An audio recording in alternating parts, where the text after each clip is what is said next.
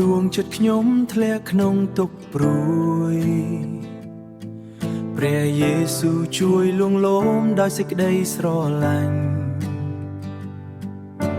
ពន្លឺព្រះអង្គភ្លឺក្នុងជីវិតខ្ញុំ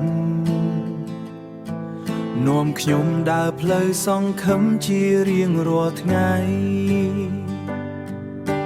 គ្មានអ្វីប្រៀបផ្ទឹមព្រះគុណទ្រង់ផ្ដល់ទ្រង់ជាកម្លាំងក្នុងថ្ងៃអស់សង្ឃឹមក្តីអំណរក្នុងព្រះយេស៊ូវពេញក្នុងដួងចិត្តខ្ញុំទោះភ្លៀងធ្លាក់ឬខ្យល់បក់ខ្លាំងខ្ញុំនៅតែច្រៀងសរសើរទ្រង់ក្តីអំណរក្នុងព្រះយេស៊ូវជាសន្តិភាពអស់កលព្រះអង្គរស់នៅក្នុងជីវិតខ្ញុំមានជ័យដោយព្រះនាមទ្រង់ពេលផ្លូវជីវិតមើលទៅងងឹតព្រះហស្ថទ្រង់ដឹកនាំខ្ញុំមិនឲ្យវង្វេងសេចក្តីស្រឡាញ់ទ្រង់មិនដែលប្រែប្រួ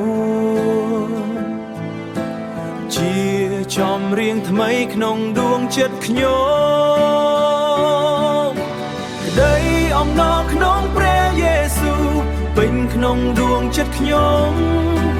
ទោះភ្លៀងធ្លាក់ឬខ្យល់បក់ខ្លាំងខ្ញុំនៅតែច្រៀងសរសើរទ្រង់